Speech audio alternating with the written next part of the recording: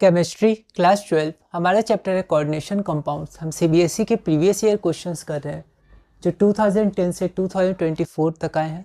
हमारा टॉपिक 6 है आइसोमेरिज्म, जिसमें हम स्टीरियो आइसोमेरिज्म और स्ट्रक्चरल आइसोमेरिज्म पढ़ेंगे। एनसीईआरटी के हिसाब से हम आगे बढ़ रहे हैं, तो हम अभी ज्योमेट्रिकल आइसोमेरिज्म के कुछ क्वेश्चन देख रहे हैं।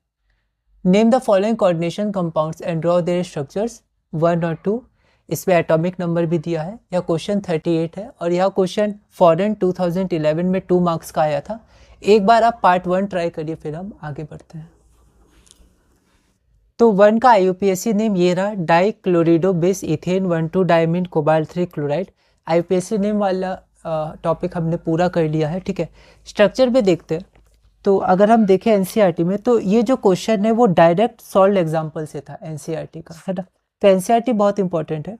9.4 में आइसोमेरिज्म में ज्योमेट्रिकल आइसोमेरिज्म है, तो उसमें ये जो क्वेश्चन है वो क्वेश्चन भी डायरेक्ट एनसीईआरटी का है, COEN2Cl2, ठीक है।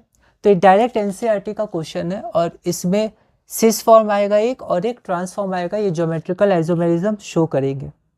तो यहाँ पर ये सिस फॉर्म है और यहाँ पर ये ट्रांसफॉर्म है, ठीक है। एनसीईआरटी में ये सेम क्वेश्चन है, पर यहाँ पर वो प्लस चार्ज नहीं है, क्योंकि यहाँ पर जो कोऑर्डिनेशन स्फीयर है यहाँ ये प्लस चार्ज आएगा, ठीक है। तभी Cl-1 होता है, वो बैलेंस करने के लिए है। तो क्योंकि इस कोऑर्डिनेशन स्फीयर में प्लस चार्ज आएगा, तो यहाँ पर ब्रैकेट में प्लस लिख दिया है, ठीक है। और ये अंदर का जो आपका ये स्ट्रक्चर है वो सेम एनसीईआरटी जैसा है। तो एनसीईआरटी को आपको अच्छे से पढ़ना है, उसके क्वेश्चन सॉल्व करने हैं। तो अब आप पार्ट 2 एक बार बनाइए, फिर हम आगे बढ़ते हैं। तो हमारा पार्ट 2 है, इसका आईयूपीएसी नेम हो जाएगा डाईअमीन क्लोरिडो नाइट्रेटो N, क्योंकि NO2 है। अगर ONO रहता तो नाइट्रेटो O आता, तो नाइट्रेटो N प्लेटिनम 2। तो ये हमारा आईयूपीएसी नेम है। तो अब हम स्ट्रक्चर देखते हैं। तो एनसीईआरटी में 9.4 जो आइसोमेरिज्म है उसमें ज्योमेट्रिकल आइसोमेरिज्म दिया हुआ है, ठीक है। तो ये ज्योमेट्रिकल आइसोमेरिज्म शो करेगा।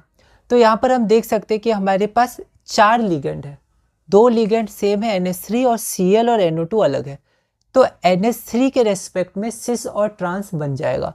अगर NH3 दोनों एक साइड में रहेंगे, क्योंकि स्क्वायर प्लेनर हो जाएगा, एक साइड में रहेंगे तो वो सिस हो जाएगा, और अगर वो ऑपोजिट साइड में रहेंगे तो वो ट्रांस हो जाएगा। तो यहाँ पर NH3 और NH3 ये सेम साइड है तो सिस फॉर्म, और यहाँ पर NH3 ऑपोजिट साइड है, एक इधर, तो ये ट्रांसफॉर्म हो गया। तो इसके स्ट्रक्चर्स यहाँ 2 हो गए। तो हमने आईयूपीएसी नेम लिख लिए, दोनों के स्ट्रक्चर्स लिख लिया। तो इस वीडियो में हमने अपना क्वेश्चन नंबर 38 पूरा किया। अगले वीडियो में हम क्वेश्चन नंबर 39 करेंगे और टॉपिक 6 आइसोमेरिज्म में आगे बढ़ेंगे।